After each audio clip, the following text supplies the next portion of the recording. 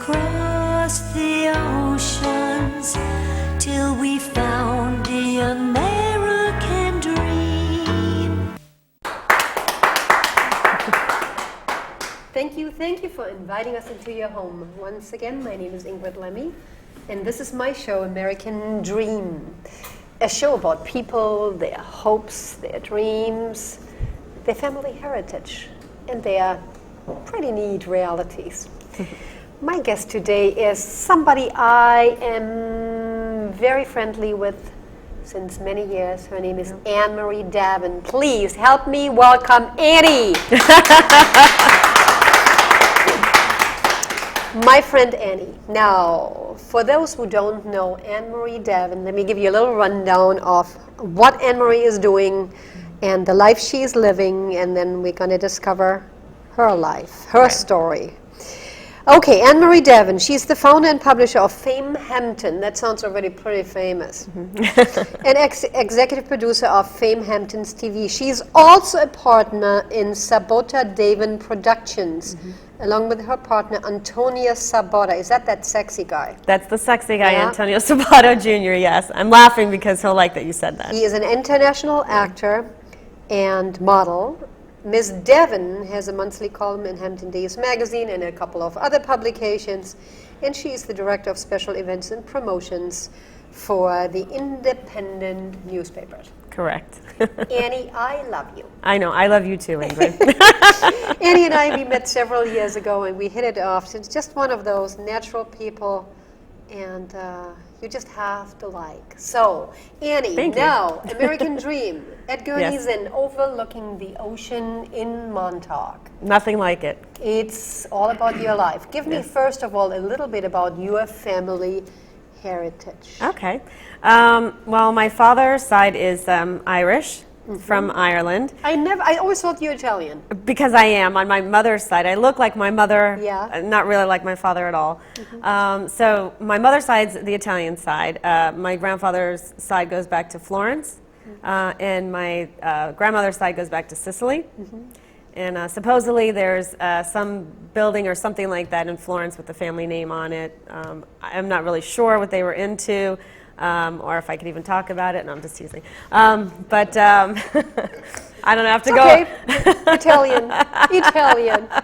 See, it goes through the generations. We just stay quiet.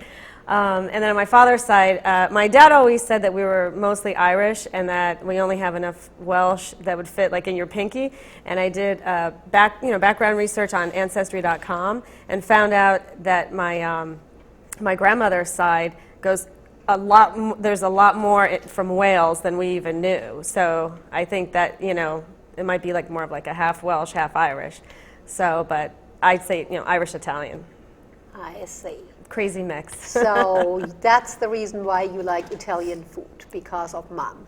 Probably, yeah. Everything she made, it was things handed down generations. It's, miss the homemade food. Miss the homemade food, yes. Annie, give me a little bit about growing up. What was it like? Where did you grow up? What did you do?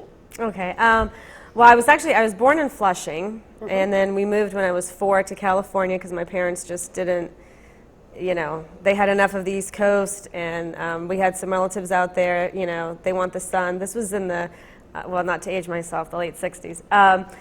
They wanted the sun year-round, the fun, and all that kind of stuff. So we moved out there when I was 4. I grew up in California. We started in San Diego, then I moved up to LA, to a town called Hawthorne, California, home of the Beach Boys. That's what Hawthorne's mostly known for. You know that my late husband was from Hawthorne, California. Oh my God, I forgot about that. Yep. You told me that. Oh my God. Annie, the world is small. I know, and I forgot. Oh my God. Hi, sunshine. Yes, I forgot. Hawthorne, yeah. And for a little while, Marilyn Monroe was there, I think, till she was 6 or something like that, and Sonny Bono. Really? Yeah, I didn't know that. But they have the Beach Boys have a big statue there for named for them and stuff like that. But cool. Yeah, I forgot about that. So growing up in LA. So pretty hot city.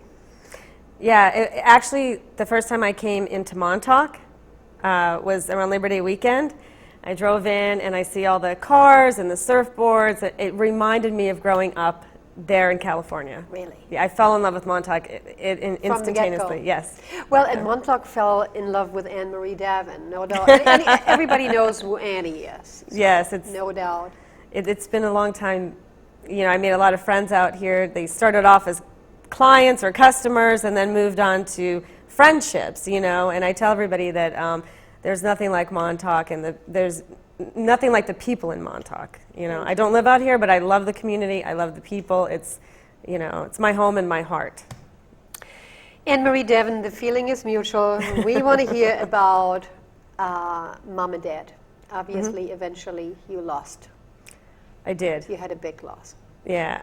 When I was 16, you know, my dad was my best friend, and I think that's because, you know, when I was born, I had a twin that was stillborn, so, and they had a risk of losing me and my mom. So I can't imagine my dad, you know, in those days the dads were in the waiting room, so when they came out to tell him, you know, that he lost his son and he might lose the other two, I can't even imagine. So maybe that's why we were so close, you know, being the oldest too.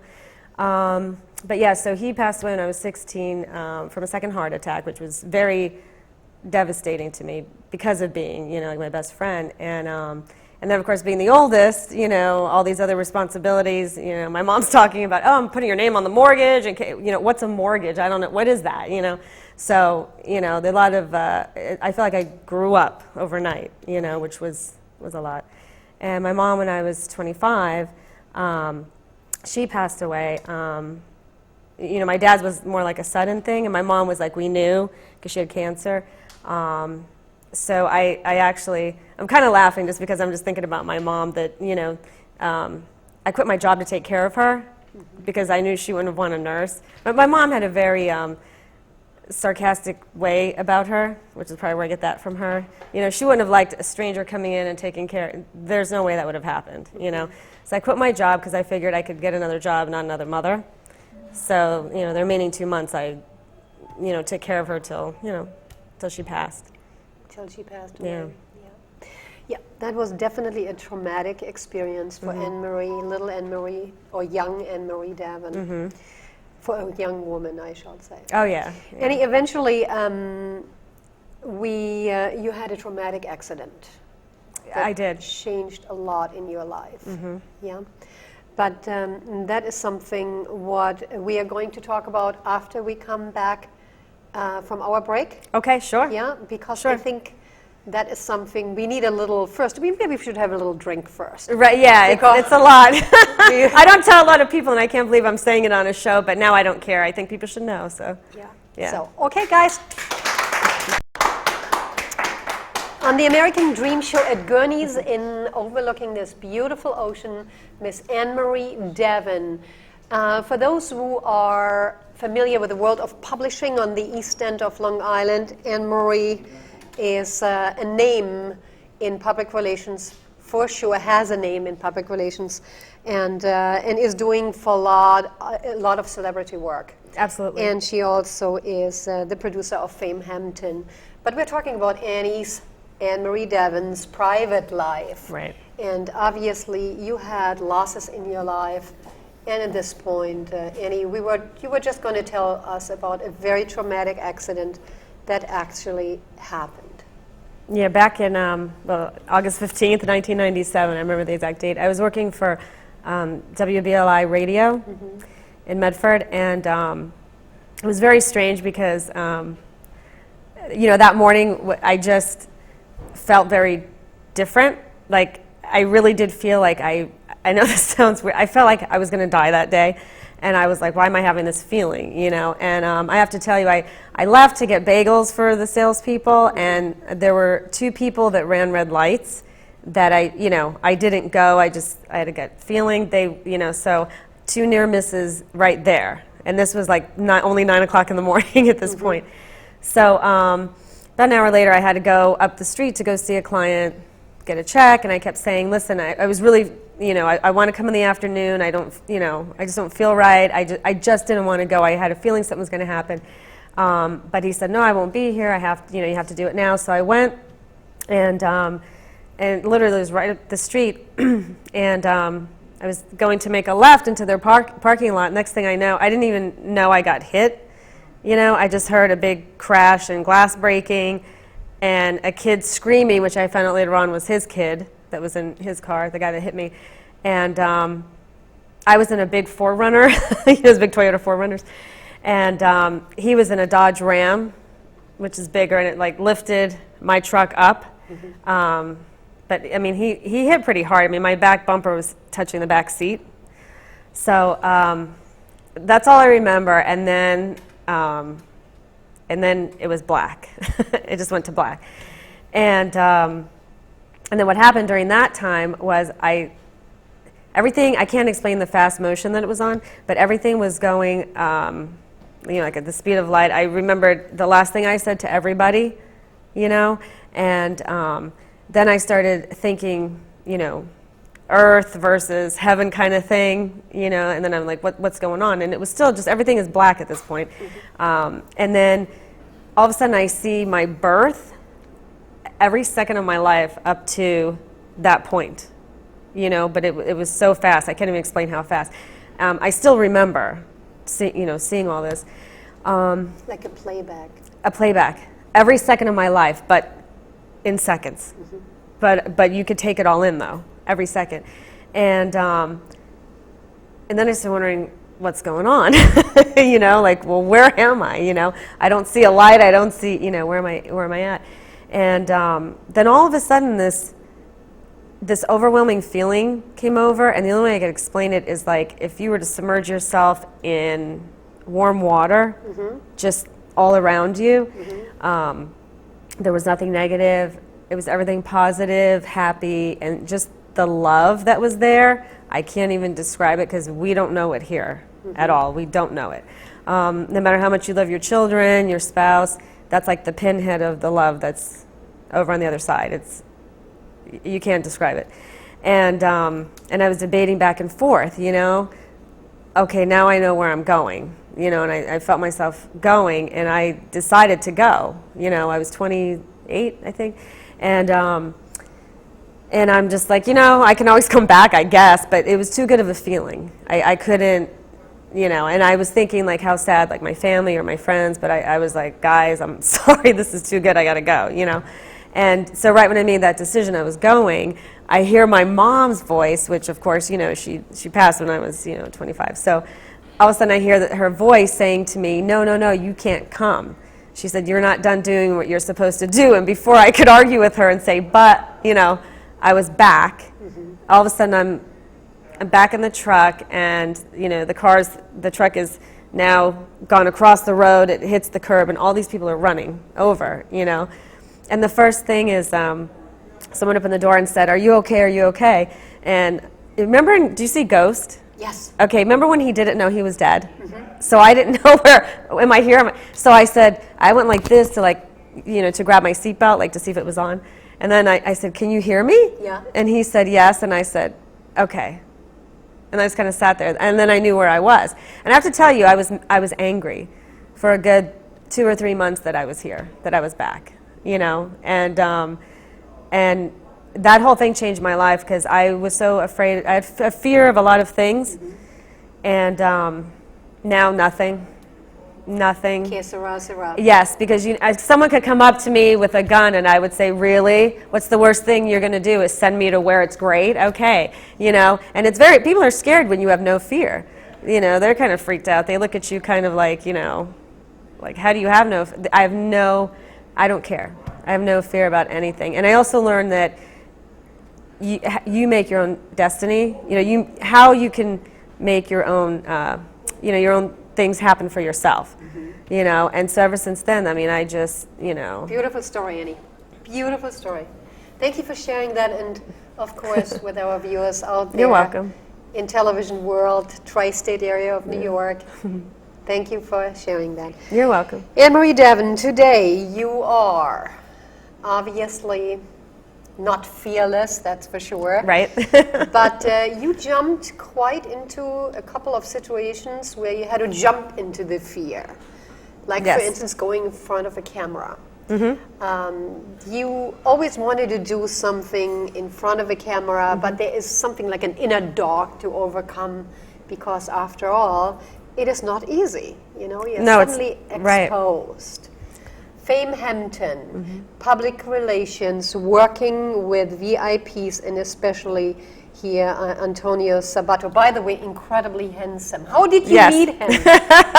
He actually went to school with my sister. Yeah. I mean, you know, in high school before anybody knew who he was and everything like that. And then he just started to, I found him again on Facebook, and then, I don't know, I guess he was watching what I was doing, and then we started talking again, and then he said, hey, you know, we should do some things together. And we had been trying to do a couple things together, because I, you know, again, I guess because he saw that I just, you know, I go and I get it. I mean, the worst thing somebody could tell you is no.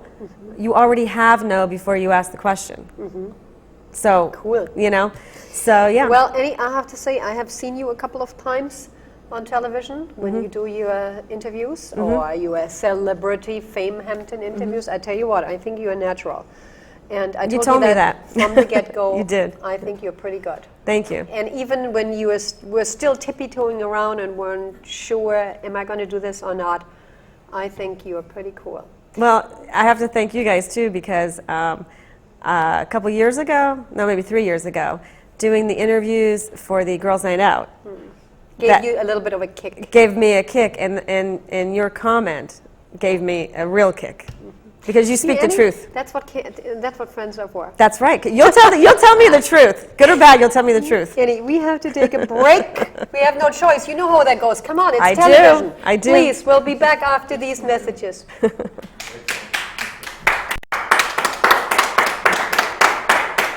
Thanks for staying with me, and Annemarie Davin, the producer and founder, by the way, as well, of Fame Hampton. Annie. Yes. Annemarie Davin, we are talking now social media, because you are definitely a social media expert. You're doing your PR firm is doing social media for a few people, because not everybody is into social media, not everybody understands social media. Right. So enlighten us, first of all, why is it that we should have a Facebook page, and why should we tweet, and why should we hire your firm, to do this for us? Yeah, a lot of people don't understand. You know, like when Twitter first came out, I hated it because I didn't understand it, and I thought, this is really stupid. I don't get it. So I said, but I have to have it. So I started using it myself, and then all of a sudden I saw all these doors that was opening up, and how people were communicating, and I'm like, okay, this is kind of like Facebook, just shorter messages. But all of a sudden, just people that you connect with. And I mean, you know, I have, like, you know, Mr. Olympia, you know, Phil Heath, I have to say, you know, he started following me just because I said, hey, I'd love to have an interview with you. So, you know, just the interactions of people that you meet, you know, and then people that would come and say, hey, I've been following you for a while, and, you know, I want you to help me get my name out there. I know you do the PR, you know, you manage people, so you could pick up clients. So a lot of people don't know how to tweet. They don't know what a hashtag is. They don't know. By the way, what is a hashtag? Hashtag is like when if you say, you know, like today, if you say, you know, watching, you know, at Ingrid Lemmy and at Fame Hampton, you know, on, and then you say hashtag the American Dream Show, you know, and then everything goes under that hashtag for American Dream Show. Oh, I have that? No, but we're going to make one up. Oh. I didn't know I had. I'm certainly going to do that when I'm done. Okay, good idea, Annie. I didn't know that. I will hashtag for you. Annie, what about Facebook? You have, what, almost 5,000 friends? It's up there. I don't think it's 5,000, but it's up there. It's up there. Yeah. It's a lot. It's a lot, yeah. Nobody can have that many friends. No, a lot of them, it's business. Yeah. Yeah, a lot but of business. But still, it's a lot. Well, because you know what it is that also reaching out into the film world, because ever since partnering with Antonio and things like that, and then a friend of mine, she's a casting agent at SAG, Donna McKenna, we have what we call the film family, you know, so there's a lot of writers, directors, producers, things like that, and we all stick, you know, within the circle to help each other, so you know, like for example, the Soho Film Festival that will come up in April. I'm going to help them with their media, their public relations, things like that. And then actually coming up next week, my friend Bill Sorvino, he is doing the Golden Door Film Festival, and that's in Jersey City. And Yeah. he's, if anybody knows Paul Sorvino from like Goodfellas Yep, and stuff like yep. that, that's his nephew. So, you know, and he actually is coming up with his acting and things like that too. So everything just starts getting intertwined, and then people start to refer you. That's another thing, you know, and then they see Facebook, okay, you know, friend her, and then that's what happens. It's a very big market, you know, very big business. Annemarie, you are definitely in the scene.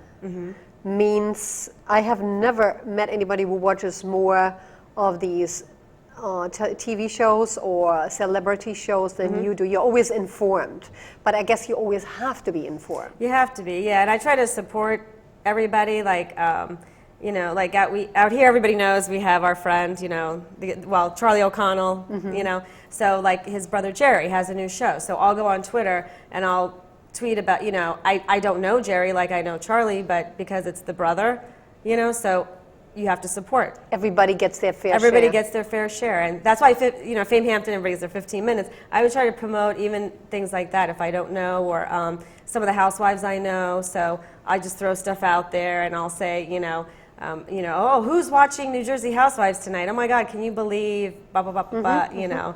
And then there's this thing called clout, and it gives you like that's social media too. It gives you like your clout score, like how many people are following what's trending at that moment. You know, like Clout. Yeah. Anybody ever heard of Clout? Wow. That's a whole other. It's Whole other connected to thing. your Facebook and everything. What's Yeah. Pinterest? Pinterest is another thing that I'm, you know, another one I wasn't too fond of, but now, you know, it's the same thing where you just, you know, it's like a virtual, you know, board that you pin things that are of interest to you, you know. Annie, I had to ask you that. I have a Pinterest page myself. I Oh, have to. see, there you go. So you know. Yes, I do know. Yes. Yes, I do know. And I also have my favorite online music channels where I'm sharing yeah. my music favorites with my friends called Spotify. I like it. I see that. I see Ingrid is listening to Yep. such and such and such on Spotify. Yeah, I can. It's amazing. We are completely transparent. Yeah. We are. Yeah. Unless we are resigning from all these venues, we Right. are transparent. That's true. But what you are doing is making sure that the people who don't want to be incognito Right. Yeah. are getting out there. Yeah, like there's some, I just picked up 2 new young actors that, you know, they want to get more out there. They're very talented, but they don't have someone to help push them out there. So there's a few, you know, they have to like walk the red carpet at some events, get your picture in the paper, get your picture online at some of these things, you know, get interviews done, stuff like that. They don't have anybody to do that Basically for what them. Madonna did. Madonna for years would write her name, Madonna, on every wall she passed in the middle of the night if there was nobody around, spray paint with lipstick, whatever, on every mural. That's Yep. what she did. Yeah. Until she became a household name. Oh, yeah. A self-made woman, no doubt about it, living her American dream. Yeah. Yeah. Yeah, she definitely was one that was, you know, good with her own public, you know, relations and getting herself out there, yeah. Yeah. Now, Annie, you're also a special events director for our beloved independent. Yep. East End paper, which we all are very familiar with, and they love you, and you make sure that their message gets out as well. Oh, definitely. We have like, let's say if there's something in the paper that came out, especially pictures. You know, people love pictures, right? So I'll take those. Jessica will give me those, and I'll take those, and those go out on social media on Facebook, and it'll say, you know, such and such party, or you know, whatever it is. And then I say the names, and it'll go on Twitter, it'll go on Facebook, it goes everywhere. And then, and it all says from The Independent. I have people in Jersey now that know The Independent. We don't deliver in Jersey. Cool. But that's why. In Manhattan, you know, there's a whole film community that we love The Independent. We don't deliver The Independent in the city, but they read it online. Cool.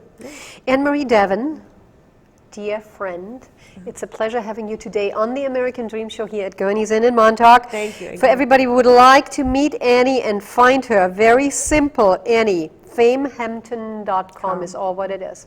Yes. Famehampton.com, there is a contact option. Right. Annemarie, thanks for being on my show. Oh, thank you for having me. You are Ingrid. so welcome.